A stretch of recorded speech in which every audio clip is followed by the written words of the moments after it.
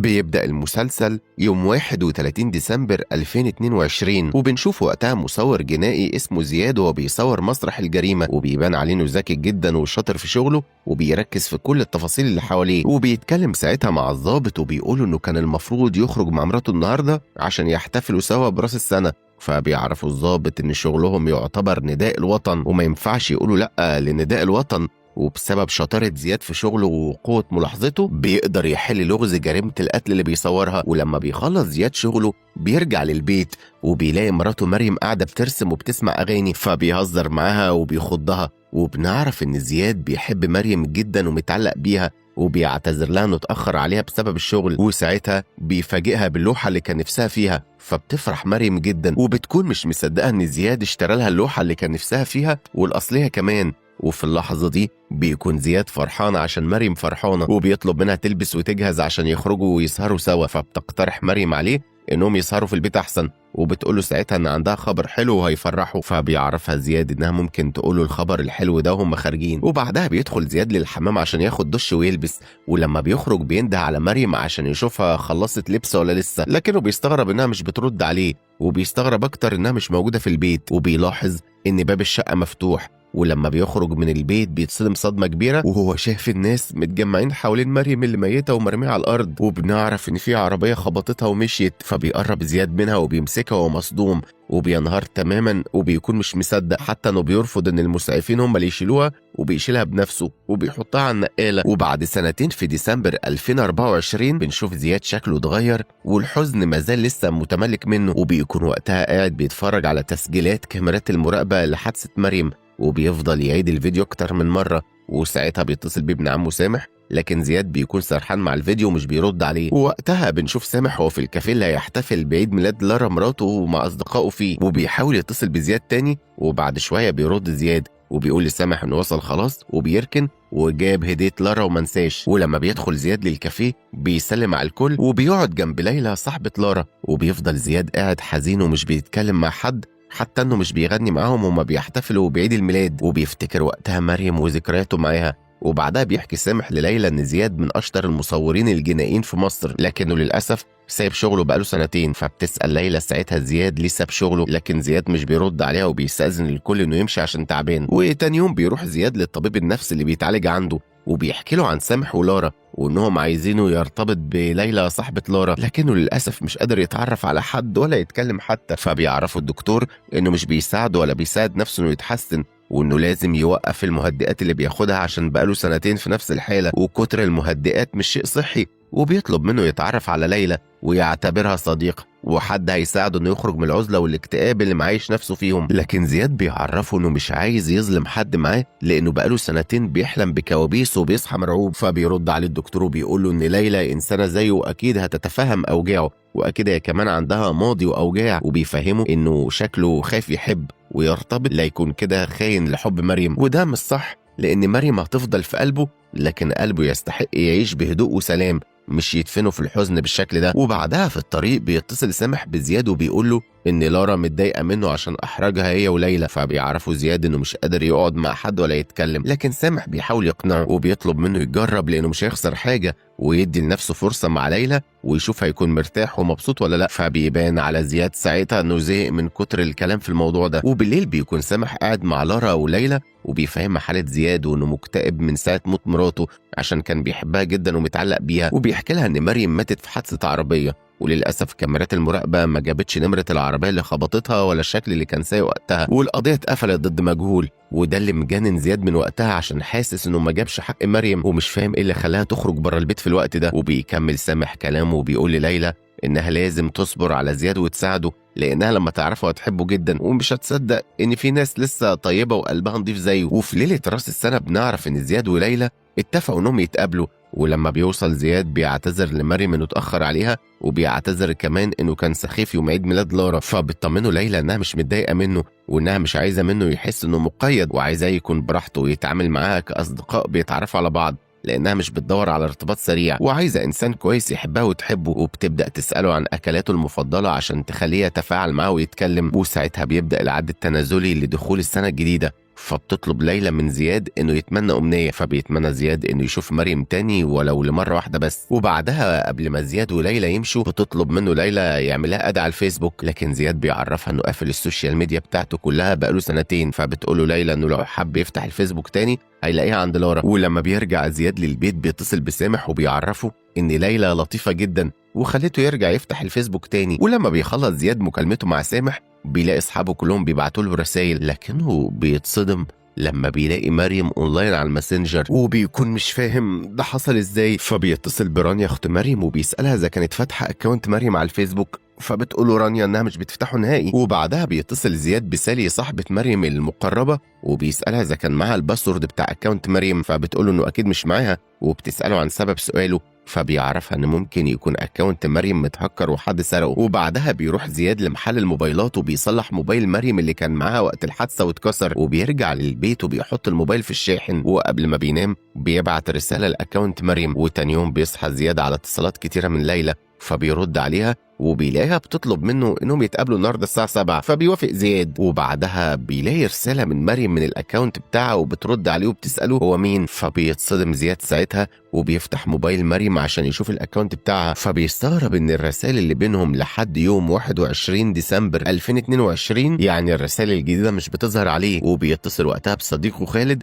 وبيطلب منه يعمل له خدمه سريعه، وبنعرف ان خالد شغال في التكنولوجيا وبيفهم فيها. وبالليل بيخرج زياد مع ليلى لكنه بيكون طول الوقت سرحان ومش بيتكلم، فبتسأله ليلى عن رأيه في الهدية اللي جابتها له اللي بتكون عبارة عن لينس جديدة للكاميرا بتاعته، فبيعرفها انها عجبته جدا عشان كان بيدور عليها من زمان، وبيشكرها بس بيغلط في اسمها وبيقولها مريم، فبتتضايق ليلى في اللحظة دي. ووقتها بيتصل خالد بزياد فبيقوم عشان يرد عليه وبيعرف منه ان اكونت مريم ما اتفتحش من سنة 2022 ومحدش فتحه ولا حتى اخترقه، فبيستغرب زياد اكتر. ولما بيرجع زياد للبيت بيفضل يبعت رسائل لاكونت مريم عشان عايز يعرف مين اللي بيكلمه ودخل اكونت مريم ازاي، وبيقرر انه يتصل بيها. والصدمه هنا ان مريم فعلا بترد عليه وبتكون هي وبنفس الصوت وبنفس طريقه الكلام، وبيكون زياد مصدوم تماما من اللي بيحصل. ووقتها بتكون ليلى عند لارا وسامح وبتعرفهم ان هي وزياد كانوا خارجين وفجاه سابها ومشي، وبيبان انها متضايقه جدا من اللي حصل. وبيحاول سامح يهديها ويفهمها ان اكيد حصل حاجه خلت زياد يمشي فجاه. وبعدها بيكون زياد سهران وبيتفرج على فيديوهات بتشرح الذكاء الاصطناعي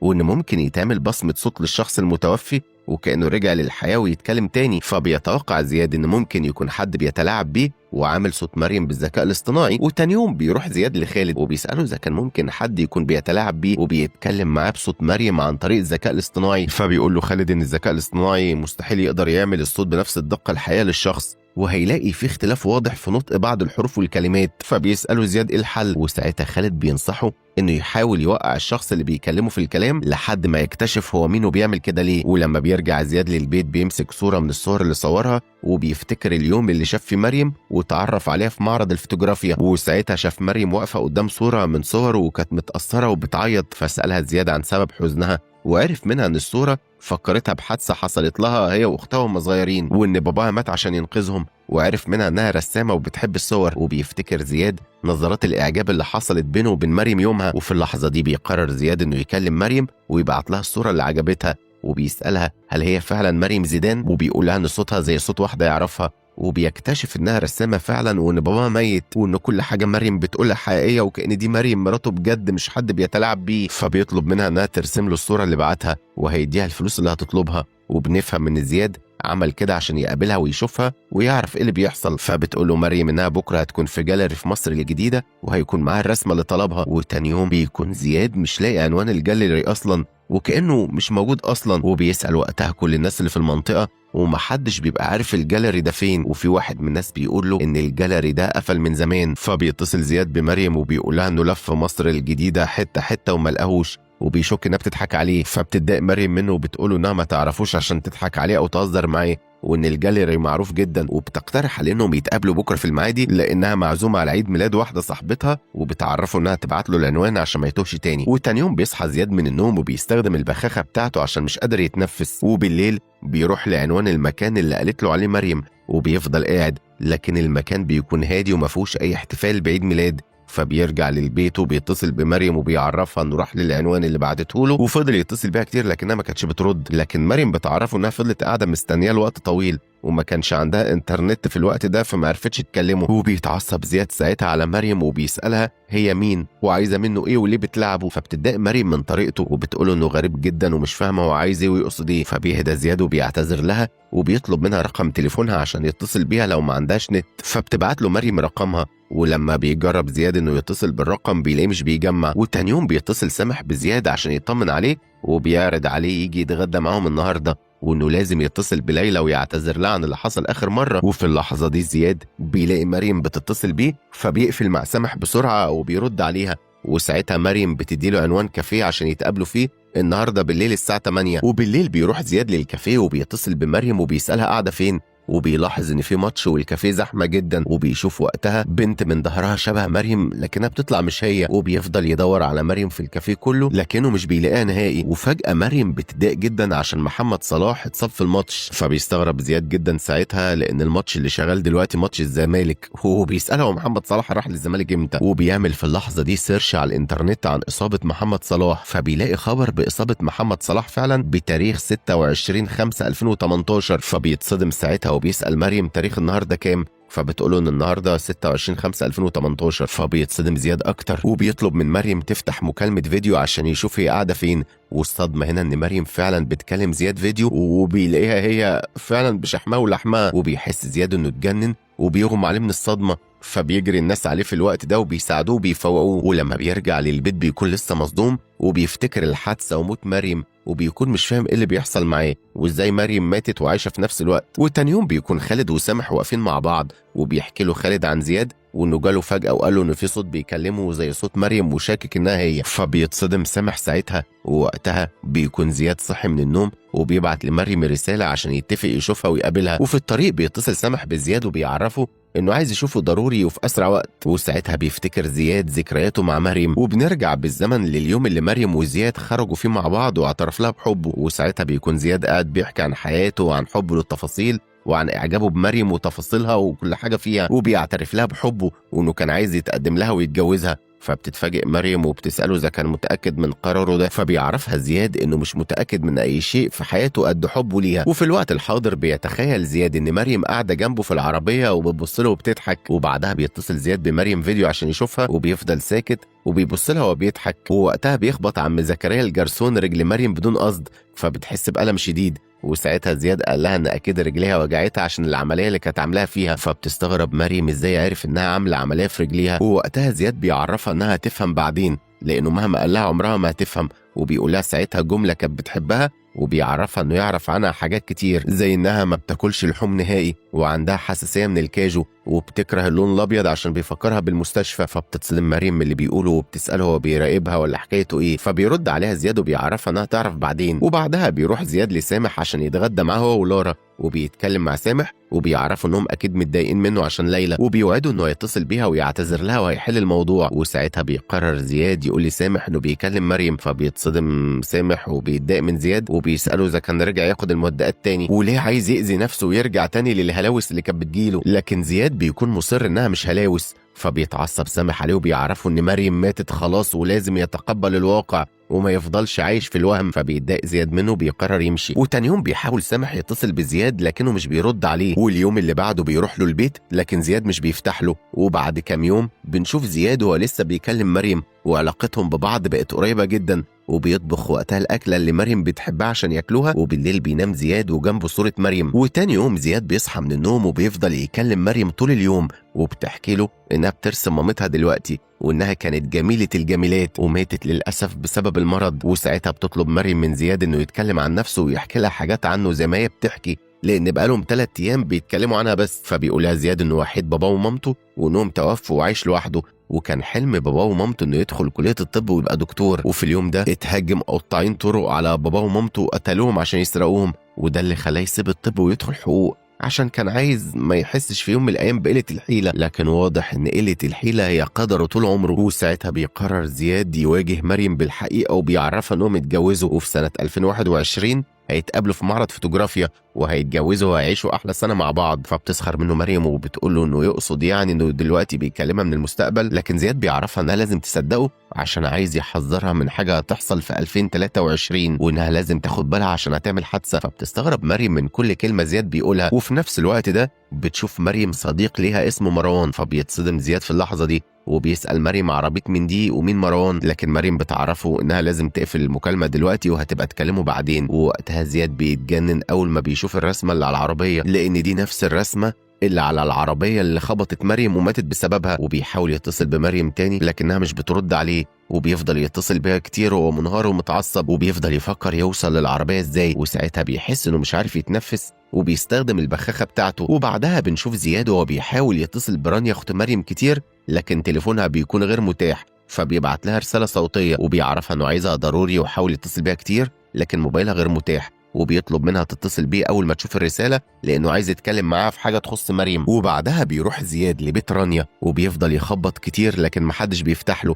فبتشوفه بالصدفة واحدة من الجيران وبتعرفه ان رانيا سافرت ألمانيا من كام يوم. وبعدها بيتصل زياد بسالي صاحبة مريم المقربة وبيطلب منها انه يشوفها ضروري وتعرفه يا فين دلوقتي عشان يروح لها لان الموضوع مهم جدا. فبتديله سالي عنوانها، وبعدها بيوصل زياد لسالي وبيسألها اذا كان ليهم صديق اسمه مروان. فبتستغرب سالي من الاسم لانها اول مرة تسمعه، وبتعرفوا انهم ما كانوش ليهم صديق اسمه مروان. فبيسألها زياد اذا كانت متأكدة من كلامها، فبتعرفوا انها متأكدة، لكنها في اللحظة دي بتفتكر حاجة وبتقوله انها افتكرت ان مريم ارتبطت بواحد اسمه مروان بس الفترة قليلة جدا وما كملوش مع بعض. فبيتصدم زياد ساعتها لانه اول مرة يعرف ان مريم كانت مرتبطة قبله وانها عمرها ما حكت له الموضوع ده. فبتلاقي سالي في الوقت ده صورة قديمة ليها هي ومريم وكان معاهم مروان. فبيسألها زياد عن مكان مروان، لكن سالي بتعرفه انها ما تعرفوش ولا تعرف عنه اي شيء وشافته مرة واحدة بس. وكل اللي تعرفه ان مريم قطعت علاقتها بيه في فترة قصيرة جدا لانه كان مجنون وبيراقبها وبيضربها. فبيتصدم زياد اكتر من اللي بيسمعه، ولما بيرجع للبيت بيقرر يفتح موبايل مريم عشان يدور فيه على رقم مروان، لكنه مش بيلاقي اي رقم متسجل باسم مروان. فبيفتح الصور عشان يدور لو في اي صورة ليه عشان يقدر يشوف شكله بوضوح، لان الصورة اللي وريتها له سالي ما كانش شكل مروان واضح فيها قوي. وفي الوقت ده بيجي سامح وبيفضل يخبط على الباب كتير وبيقول لزياد في الكاميرا انه مش هيمشي وهيفضل بيخبط على الباب لحد ما يفتح. فبيضطر زياد يقوم يفتح له وبيكون باين على زياد انه متضايق لسه من سامح ومش بيرد عليه وهو بيكلمه. ووقتها سامح بيطلب منه يسامحه وبيعتذر له عن اللي حصل وانه ما كانش يقصد يزعله او يضايقه، وكان خايف عليه يرجع لحالة الهلوسة تاني بسبب المهدئات. وبيفكروا انه وقتها جسمه كان دايما بيترعش وكان بيسمع صوت بيكلمه، وده اللي مخليه دلوقتي يتخيل حاجات مش حقيقية. وبيترجى انه يلحق نفسه ويحمي عقله وحياته لانه كده بيغرق نفسه ومش هيسيبه يجري ورا وهم مش موجود. فبيتعصب زياد وبيقولوا ان مريم مش وهم، لكن سامح بيفهمه انها خلاص ماتت وراحت لربنا ولازم يرضى بقضاء الله وقدره لانه مش اول واحد مراته تموت. فبيقول له زياد ان مريم ماتت غدر وما ماتتش موته طبيعيه. وساعتها سامح بيفكروا انه لما اتجوز مريم اتغير وبعد عن الكل وما كان شاف غيرها وبس، وكان سايبها تحرك وتتحكم فيه. فبيتعصب زياد اكتر وبيطلب من سامح يمشي، ووقتها بيسيبه سامح وبيمشي. وبعدها بيتصل زياد بمريم وبيسألها بعصبية عن مروان وتعرفه منين وازاي ما تحكلوش عنه. فبتستغرب مريم من أسئلته وبتقوله إنه المفروض ما يسألش عن أي شيء يخصها، ده غير إن هي ما تعرفوش غير من الإنترنت. فبيطلب منها زياد تحكي له عن مروان، ووقتها بتقول له مريم إن مروان صاحبها وبتحبه ومرتبطين ببعض. فبينهار زياد ساعتها وبيسألها إيه اللي خلاه يظهر تاني في حياتها وإزاي تخبي عنه حاجة زي دي، وده بيخلي مريم تتعصب عليه وبتقول له إن مش من حقه يتدخل في حياتها لأنها أصلا ما تعرفوش، ده غير إنها حاولت كتير قوي تفهمه إنها مرتبطة لكن هو عايز يسمع اللي على مزاجه بس. فبيقولها زياد إنها لازم تبعد عن مروان لأنه شخص مؤذي وهيهنها. وفي اللحظة دي بتقرر مريم تقفل المكالمة، وبيحاول زياد يتصل بيها كتير لكنها بتتجاهله ومش بترد عليه. فبيقرر زياد يفتح موبايل مريم وبيلاقي على الفيسبوك بتاع مريم بلوك معمول لمروان، فبيشيل البلوك عشان يشوف الرسائل اللي ما بينهم. وبيتصدم زياد في اللحظة دي من الرسائل لأنه بيعرف إن مروان كان بيطارد مريم وكان بيهددها كمان بصورها اللي كانت بتبعتها له. وتاني يوم بيروح زياد للكافيه اللي كانت مريم دايما بتروح وهي بترسم، وبيسأل الجرسون عنها او اذا كان شافها قبل كده، وبيفهموا انها كانت بتيجي هنا من 2018. فبيقولوا الجرسون انه ما يعرفهاش لان كل اللي شغالين هنا ما كملوش لسه سنتين، لكن في شخص كان شغال هنا في الفتره بتاعت 2018 اسمه عم زكريا. فبيطلب منه زياد رقمه او عنوانه، وبيخرج زياد بعدها من الكافيه بسرعه، وبنكتشف ان سامح بيراقبه وبيمشي وراه، لكن زياد بيشوفه وبيواجهه. وبيقعد زياد مع سامح وبيسأله ليه كان ماشي وراه، فبيعرفه انه كان خايف عليه وفعلا عايز يطمن عليه عشان حالته مش كويسة تماما. فبيحكي له زياد إنه عارف مين اللي قتل مريم وإنها ما ماتتش في حادثة عادية، واللي قتلها شخص اسمه مروان كانت مرتبطة بيه زمان من قبله، وفضل يطاردها ويهددها بصورها لكنها كانت بتعمله بلوك. فبيبان على سامح انه مش مصدق ولا كلمة من اللي زياد بيقولها، ووقتها زياد بيقول انه ممكن يتصل بمريم فيديو عشان يأكد له انه مش بيتخيل، لكنه ما يستحقش انه يبرر له اي شيء لانه كده كده مش هيصدق برضه. ولما بيرجع زياد البيت بيتصل بمريم وبترد عليه لكنها بتحاول تداري وشها عشان ما يشوفش الكدمات اللي فيه، بس زياد بيتعصب وبينهار وبيعرفها انه عارف ان مروان هو اللي عمل فيها كده وانه بيضربها. فبتقوله مريم ان مروان بيحبها وان كل الناس لما بتتعصب مش بتشوف قدامها وبتغلط عادي. فبيتجنن زياد اكتر لانها بتديله مبررات على اللي بيعمله، وبيعرفها انه ما كانش متخيل انها ضعيفه كده لانها كانت معاه قويه جدا، وبيحذرها ان مروان هيقتلها. فبتقفل مريم المكالمه في اللحظه دي. فبيتعصب زياد في الوقت ده، وبالليل بيقعد زياد مع خالد وبيطلب منه يعرف له مكان مروان فين من خلال الاكونت بتاعه على فيسبوك، لكن خالد بيعرفه ان اكونت مروان ما اتفتحش من فتره ومش هيقدر يعرف هو مكانه فين الا لما يفتحه. وبيطلب من زياد انه يبعت لمروان اي رساله او اي شيء يستفزه عشان يفتح الاكونت ولو لثانيه واحده، لأنه وقتها هيقدر يوصل لمكانه. وبعدها بيقرر زياد إنه يبعت لمروان من أكاونت مريم رسالة وبيقول له فيها إن في حاجات مش بتموت خصوصا الحساب، ووقت الحساب جه خلاص. وتاني يوم بتتصل رانيا بزياد بعد ما شافت رسايله وبيعرفها إن مروان اللي كانت مرتبطة بيه مريم هو اللي قتلها. فبتتصدم رانيا وبتسأله عرف ده منين، وساعتها بيحكي لها زياد إنه شاف الرسائل اللي كانت بين مريم ومروان وكان بيهددها بصورها اللي معاه. وبيسأل رانيا ساعتها ازاي مريم ما تحكيلوش اي شيء عن مروان وعن تهديداته ليها. فبتقول له رانيا ان علاقه مريم بمروان انتهت من زمان وكانت عايزه تنساه وتبدا صفحه جديده، وبتحكي له ان مروان ده كان كابوس بجد ودمر حياه مريم، وبتعرفه انه كان المدرب بتاع مريم لما كانت بتتعلم الرقص. وبنرجع بالزمن للوقت اللي كانت مريم بتتدرب فيه، ووقتها مروان بيقول لها انها شاطره جدا وانها تكسب المسابقه وهتبهر الكل لانها بترقص باحساس عالي. فبتفرح مريم بكلامه وبتعرفه انها بتتدرب ليل نهار ومهتميه باكلها ورياضتها عشان تقدر تكسب المسابقه. فبيفضل مروان يمدح فيها ويشجعها، وبنعرف ان من بعدها اهتمام مروان بمريم زاد وبيهتم بكل تفاصيلها لحد ما بدأت مريم تشوف في اهتمامه وتحس بيه. وقبل المسابقة بكام يوم بنشوف مريم وهي مصرة تضغط على نفسها في التمارين وفجأة بتقع على رجليها وبيحصل لها كسر وبتعمل عملية وبتضيع عليها المسابقة، وبيعرفها الدكاترة إنها مش هتقدر ترقص تاني، يعني حلم الرقص انتهى تماما بالنسبة لها. وده بيخلي مريم حزينة جدا. وبنشوف مروان هو مع مريم طول الوقت وواقف جنبها ومهتم بيها وبيعالجها ومش بيسيبها لوحدها لأي سبب. وبعد كام يوم بتوصل رانيا من السفر وبتقعد مع مريم، وبعد ما مريم بتخف بنعرف ان العلاقة بينها هي ومروان بقت قوية جدا، وبتحس انها اتأكدت من حب مروان ليها وخوفه عليها وحست انه راجل وتقدر تتسند عليه، وقرروا يرتبطوا ببعض. وبنشوف مروان هو بيجيب هدايا لمريم وبيفرجها دايما، لكن بعد فترة من الوقت بيتغير مروان مع مريم بشكل مفاجئ وبيبان عليه ان عنده تعلق مرضي بيها، وبيفضل يراقبها وبيفتح تليفونها عشان يفتشه ويشوف بتكلم مين، وبيكون طول الوقت شاكك فيها لدرجة انه بقى بيعمل مشاكل مع اي حد بيبص لمريم، والموضوع وصل للأذى الجسدي. وفي مرة من المرات بيقصد يعور مريم بالسكينة في ايديها عشان عايزة تاخد موبايلها منه لأنه بيفتشه. وفي يوم بتبقى مريم قاعدة مع مروان في العربية وبتتخانق معاه بسبب طريقته معاه وأسلوبه العنيف، وبتقول له انه اتجنن خلاص وبقى انسان مش طبيعي، وساعتها مروان اتهجم عليها وضربها. فبتتصدم مريم من اللي عمله، وفي اللحظه دي مروان بيعتذر لها وبيفضل يترجاها تسامحه وانه ما كانش يقصد يضربها لكنها عصبته وخرجته عن شعوره. وبعدها قررت رانيا اخت مريم انها تتدخل وعملت بلاغ في مروان بعدم التعرض لمريم وقطعت العلاقه اللي بينه وبين مريم تماما. لكن مروان بيكون مش قادر يعيش من غير مريم لانه متعلق بيها تعلق مرضي وعنده هوس بيها، لكنه في يوم بيقرر يسافر بره مصر ويبعد، وبعد فتره بيتجوز وكل واحد بيروح لحاله. وبنرجع للوقت الحاضر، وبعد ما بتكون رانيا حكت لزياد القصه كلها بتعرفه ان مريم كانت عايزه تنسى مروان تماما، وده اللي خلاها ما تحكيش عنه اي حاجه. فبيقول لها زياد ان مريم غلطانه انها ما تحكلوش عن تهديداته، وبيطمنها انه يتصرف وهيوصل لمروان وهيحاسبه وهيبلغ عنه. وبعدها بشويه بيكتشف زياد ان مروان فتح الاكونت بتاعه وشاف الرساله، فبيتصل بخالد بسرعه عشان يعرفه ويخليه يشوف مكانه فين ويبلغه. وساعتها بيتصل زياد بمريم، وفي الوقت ده بتكون مريم مع مروان، واول ما بيشوف ان زياد بيتصل بيها بيصمم ان هو اللي يرد، لكن مريم ساعتها بترفض وبتنزل من العربيه، وده بيخلي مروان يشدها من شعرها وبيعملها بعنف شديد. وبيفتح المكالمه وبيشوف زياد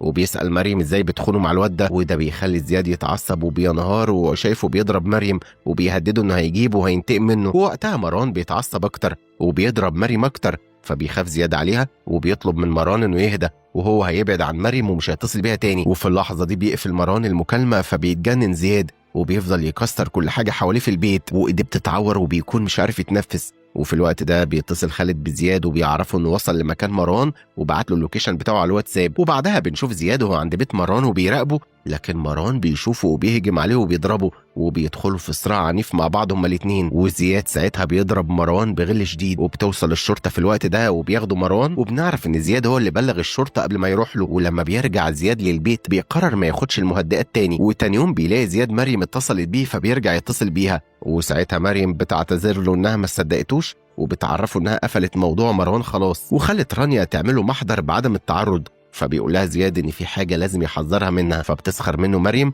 عشان لسه مصمم على موضوع انه بيكلمها من المستقبل. فبيتفق معاها انه هيروح للكافيه اللي بتحب تقعد ترسم فيه وهيستناها تجيله عشان يثبت لها انه في المستقبل. فبتوافق مريم، وبعدها بيكون زياد في الكافيه وبيكلم مريم فيديو عشان يثبت لها انه قاعد في الكافيه. وساعتها بيجي عم زكريا وبيسال زياد يشرب ايه، فبتشوفه مريم وبتسلم عليه، ووقتها زكريا بيفتكرها وبيفرح انه شافها تاني. فبيطلب منه زياد يقول لها انهم في 2025. وساعتها عم زكريا بيسال مريم ليه بقاله كتير ما شافهاش، لانه اخر مره شافها فيها كانت مع سنتين مع الاستاذ مروان وما بيحتفلوا بعيد ميلاده. فبيتصدم زياد ساعتها وبيتعصب وبيتخانق مع عم زكريا وبيساله ازاي مريم كانت هنا من سنتين ومع مروان وبتحتفل بعيد ميلاده، وبيتهم انه كذاب. وبعدها بيروح زياد لمروان في المستشفى لانه بيتعالج بسبب الضرب العنيف اللي زياد ضربه له. وفي الوقت ده مروان بيقرر يقول لزياد الحقيقه كلها، وبيصدمه صدمه كبيره ساعتها وهو بيقول له ان هو ومريم عمرهم ما سابوا بعض وكانوا مرتبطين من ورا رانيا، حتى بعد ما هو ومريم اتجوزوا كانوا بيقابلوا بعض في السر وبيغفلوه. وبيعرفوا انه راجل تقليدي وممل وطول الوقت كان في الشغل، وان مريم بعد جوازهم بكام شهر بس كانت بتفكر تتطلق منه عشان زهقت، واتصلت بيه وكلمته عشان تتكلم معاه وتحكي له عن ملالها وزهقها منه وقد ايه هو بني ادم بارد وطول الوقت ساكت ومش شبهها، وكانت عارفه انها مش هتكمل حياتها معاه. ومن بعدها فضلوا يتقابلوا كتير، وقرر انه يطلق مراته عشان يكون مع مريم، حتى انهم كانوا بيسافروا سوا. وفجأة بعد فترة قررت تبعد عنه وقالت له انها مش عايزه الحياه دي وعملت له بلوك من كل حته. وبيكمل مروان كلامه وبيقول انه قرر انه مش هيسيب مريم تاني وهيخليها معاه غصب عنها، لحد ما اتفاجئ بيها بتقول له انها حامل ومش هينفع تكمل معاه، لكنه ما صدقهاش. فبيتصدم زياد ساعتها صدمه اكبر وبيفتكر يوم الحادثه لما مريم قالت له ان عندها خبر حلو ليه. وفي اللحظه دي مروان بيقول لزياد ان مريم كانت بتلعب على الكل وعشان كده قرر يروح لها قدام البيت واتصل بيها من رقم جديد، وهددها ساعتها انها لو ما خرجتلوش هيدخل ويقول له على كل حاجه بينهم. فاضطرت وقتها تخرج وتقابله، واول ما شافها قدامه قرر يدوسها بالعربيه ويقتلها. وفي الوقت ده بينهار مروان وهو بيتكلم وبيقول لزياد ان مريم السبب وهي اللي عملت في نفسها كده. فبيحاول زياد انه يقوم عشان يمشي وبيبان عليه انه من الصدمه مش قادر يتحرك، لكن مروان بيساله يا ترى الطفل اللي كانت مريم حامل فيه ابن مين فيهم. فبينهار زياد وبيهجم عليه وبيكون عايز يقتله، لكن الضابط ساعتها بيدخل عليهم وبيهدي زياد. وبعدها بيرجع زياد البيت وبيتصل بمريم وبيقول لها ان في حكمه بتقول احذر مما تتمنى، وانه عاش الحكمه دي لانه تمنى امنيه كان نفسه جدا انها تتحقق وما كانش هيعرف انها تبوظ له حياته. وبيحكي لها انه كان راسم في خياله بيت حلو قوي وطلع في النهايه بيت عنكبوت، وانه شخص ذكي وبيركز في كل تفصيله، لكنه اتغفل من اكتر واحده حبها في حياته وفضل عايش سنتين بيجلد في نفسه عشانها، وكان بيخاف يفرح او يضحك وهي مش جنبه. وبعد كل ده يكتشف انها عكس الصوره اللي كان شايفها قدامه، وعلى قد ما الالم ده وجعه قوي لكنه فاق واتعلم. وبيقول لمريم وقتها ان دي اخر مره هيكلمها فيها، فبتتضايق مريم منه وبتتعصب عليه وبتساله ليه قرب منها وقعد يزن عليها عشان تكلمه، وبتندم انها ما عملتلوش بلوك من اول مره كلمها فيها. فبيرد عليها زياد وبيقول لها يا ريتها عملت كده من زمان، وبيقلع الدبله وبيقرر يتحرر من حبه لمريم وحزنه عليها. وبنروح لمريم في 2021، وساعتها لما زياد بيشوفها في المعرض بتاع الفوتوغرافيا بيتكلم معاها وبيقول لها حكايه الصوره اللي صورها، فبتعرفوا مريم انها عارفه الحكايه وعارفه حاجات كتير جدا. فبيستغرب زياد ساعتها خصوصا انها كمان بتكون عارفه اسمه. والنهايه هنا بتحتمل استنتاجين، الاستنتاج الاول ان زياد بسبب المهدئات حصل له هلاوس زي ما كان ابن عمه سامح بيقوله طول الوقت، لكن ده استنتاج ضعيف لان عم زكريا الجرسون شاف مريم وزياد بيكلمها، فده معناه ان زياد ما كانش بيتخيل. الاستنتاج الثاني وده الاقوى والاقرب للخيال العلمي ان حصل فجوه زمنيه اول ما زياد اتمنى ليله راس السنه انه يشوف مريم تاني، وحصل تشابك بين الماضي والحاضر بتاع زياد اللي هو عايش فيه. والوسيط اللي ساعد زياد وقتها انه يشوف مريم ويكلمها زي ما اتمنى كان الماسنجر، وكان زياد عارف كل شيء عن مريم لكن طبعا مريم اللي لسه في 2018 ما تعرفوش لانهم كانوا وقتها لسه ما تقابلوش. وتصميم زياد انه يحكي لمريم كل حاجه هتحصل في المستقبل عشان يحذرها من الحادثه هو اللي خلى مريم لما وصلت 2021 تعرف زياد اول ما تشوفه، ويبان عليها انها عايزه تلعب بيه زي ما لعب بيها.